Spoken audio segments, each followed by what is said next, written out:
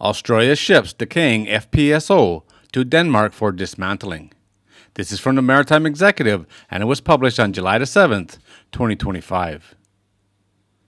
An obsolete and decaying Australian floating production, storage, and offtake, or FPSO vessel, will be recycled in Denmark despite local criticism over the selection of a foreign contractor. 5 years after taking over the decommissioning process of the Northern Endeavour FPSO, the Australian government has finally awarded a recycling contract to Danish company Modern American Recycling Services Europe, or MARS. Following the award of the contract last month, the 274-meter-long FPSO is set to be towed to the Mars ship recycling facility for dismantling. COSCO Shipping Heavy Transport has been contracted to transport the FPSO to Denmark using its semi-submersible heavy transport vessel, the Uru Long. The Australian government reckons that dry towing is the safest and most reliable method to transport the vessel, owing to its massive size and condition. The FPSO weighs over 43,000 tons, the equivalent of just over 4 Eiffel Towers. The Uru Long is the third largest semi-submersible heavy transport vessel in the world, making her among a few vessels that are large enough to carry something as long and as heavy as the Northern Endeavour. The defunct Northern Endeavour has been moored about 550 kilometers northwest of Darwin in the Timor Sea. Her decommissioning has been subject of controversy, with workers, unions, and legislators demanding that an Australian company be awarded the 325 million Australian dollar dismantling contract.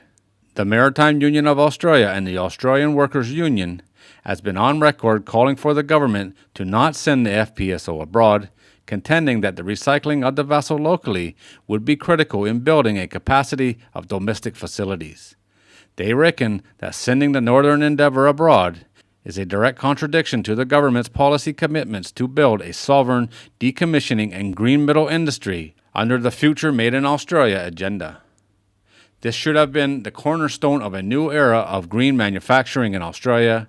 We should be feeding that steel into an Australian electric arc furnace, not shipping it to Scandinavia on a foreign flag vessel.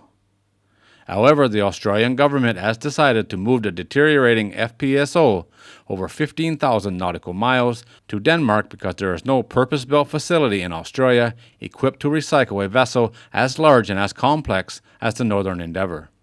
Under the contract, Mars will recycle the FPSO and manage the waste streams, including hazardous waste, with the priority being completion of the work to a high safety and environmental standards meeting all Australian and international requirements. One of the factors that went into contracting Mars is the fact that the yard meets European Union's ship recycling regulations that aims to prevent, reduce, and minimize accidents, injuries, and other negative effects on human health and the environment when recycling ships. Over 5 decades, the company has recycled close to 10 million tons of offshore oil and gas structures. The Australian federal government was forced to bear the burden of decommissioning the FPSO after its former owner went into liquidation in 2020. Northern Oil and Gas Australia had bought the vessel from Woodside in 2016. The government contends that recycling of the Northern Endeavour accounts for less than 2% of the overall cost of the Northern Endeavour decommissioning program. This means that vast opportunities remain for Australian companies, including in permanently plugging the offshore oil wells and removing the remaining subsea infrastructure, recycling, and waste management. These are very big and very complex vessels. This is not like any normal ship, that's for sure, and I'm sure there's tons of different contaminants on board here that needs to be dealt with in the proper way.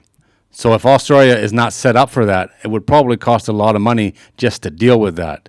Sending it to the professionals, people that deal with this stuff on a regular basis, is probably a lot cheaper in the end. But I can see the locals being upset about it. It's taking money out of the economy. It's taking jobs away from the local people, and that's never a good thing. But decisions had to be made, and you're never going to make everybody happy, that's for sure.